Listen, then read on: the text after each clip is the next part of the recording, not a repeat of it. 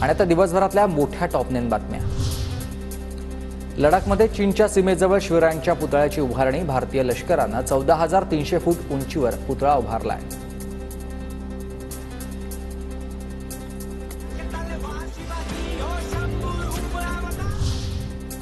नवी मुंबई विमानतळावर पहिल्या व्यावसायिक विमानाचं लँडिंग। इंडिगो एअरलाइन्सचं व्यावसायिक विमान नवी मुंबई आंतरराष्ट्रीय विमानतळाच्या रनवेवर लँड झालंय।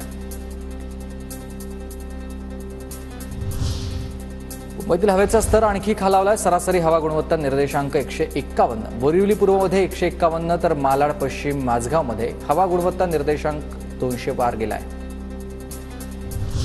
मुंबईतल्या हवेतील प्रदूषण कमी करण्यासाठी पालिकेच्या घनकचरा विभागाकडून पुन्हा रस्ते धुण्यास सुरुवात। 100 टँकर तैनात आहेत।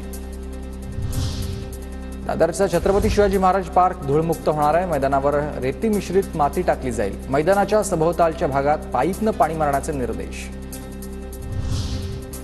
आळंदीतील इंद्रायणी नदी पुन्हा फेसाळली आहे। इंद्रायणी नदीत रसायनयुक्त पाणी। नदी फेसाळल्यामुळे आळंदीकरांच्या आरोग्याचा प्रश्न ऐरणीवर आलाय।